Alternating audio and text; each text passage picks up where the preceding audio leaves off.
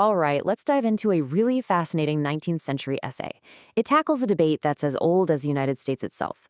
When it comes to jaw-dropping natural beauty, how does the raw, wild landscape of America stack up against the historic, famous scenery of Europe?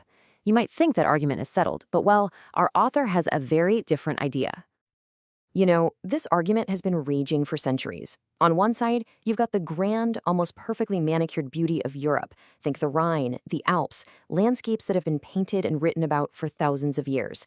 And on the other side, the vast, untamed, and frankly, sometimes overwhelming scale of America.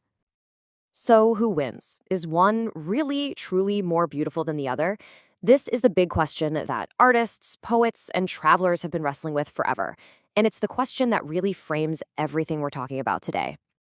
And this is where our author wades into the fight with a pretty bold claim. They're basically saying, yeah, I know, everyone's talked this to death, but you've all missed something. There's a crucial piece of the puzzle that they believe changes the entire game. And what is that missing piece? It's this. The whole comparison is completely unfair. The author argues that the people judging America, especially tourists from Europe, are making their decision based on a totally incomplete and seriously flawed picture of the country. The problem, as our author sees it, is the beaten path. Travelers, especially from Britain, show up, jump on a steamboat or a train with their little notebook, and just rush through the most famous, easy-to-reach spots. They're seeing a tiny sliver of the country and thinking that's the whole shebang.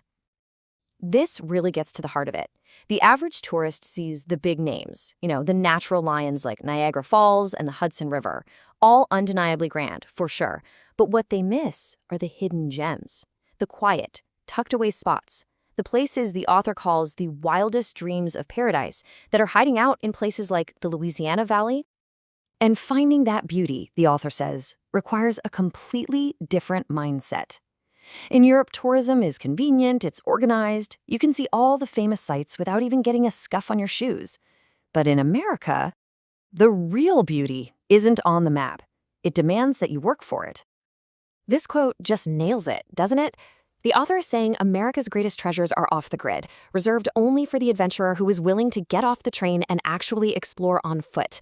It's a kind of beauty you have to earn. Now, to prove this point, the author doesn't take us to some huge, famous canyon. Nope. Instead, they zoom way in, focusing on a small, seemingly unimportant stream right outside a major city. And they use it as the perfect example. Meet the Wissahickon. This is the author's star witness. The claim is that if this little creek were in England, poets would write about it, musicians would sing about it, and its banks would be lined with fancy villas. But in America, it was practically invisible. And here's the proof in the pudding. This absolute gem, right in Philadelphia's backyard, was ignored by almost everyone. It wasn't until a famous actress, Fanny Kemble, wrote about how beautiful it was in her journal that the locals even started to notice.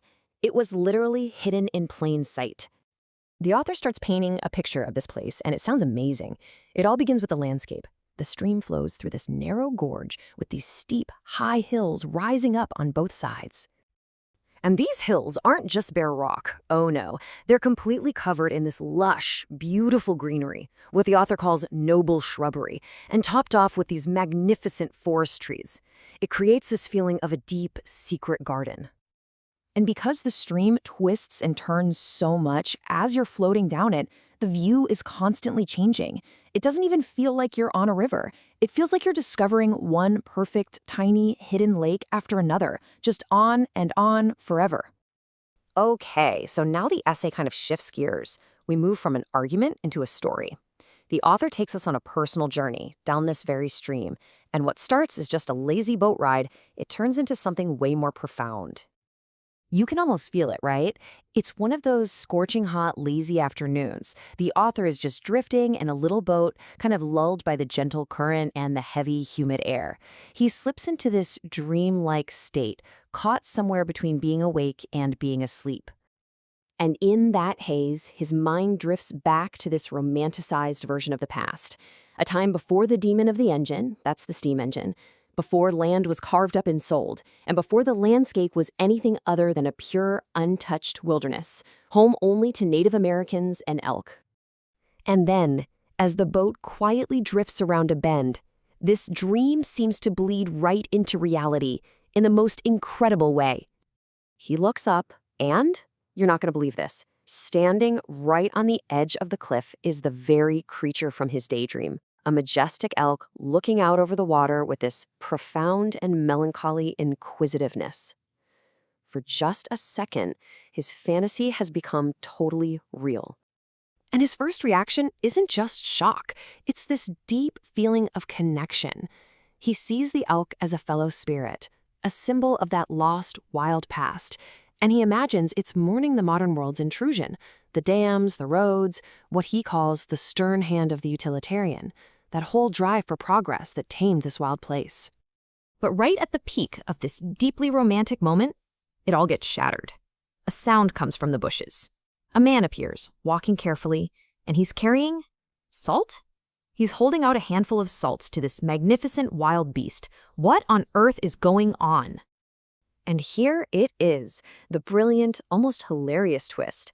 This majestic symbol of the untamed American wilderness, this ghost of a bygone era, is actually just a very old, very tame pet that belongs to a local family and is probably just waiting for its afternoon snack. And with that one simple, funny revelation, the whole grand romantic fantasy just evaporates. The wild beast is a pet.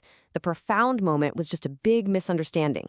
That perfect, unspoiled nature he was dreaming of was, in this case, just another illusion. Which brings us right back to the author's main point, and it feels more relevant today than ever. The search for something real, something authentic, is complicated. We have a tendency to romanticize the past or project our own dreams onto what we see, just like the author did. So the essay leaves us with this really powerful question. In a world of curated experiences and perfect Instagram views, what does it even mean to find something truly wild? And where would you even begin to look for it?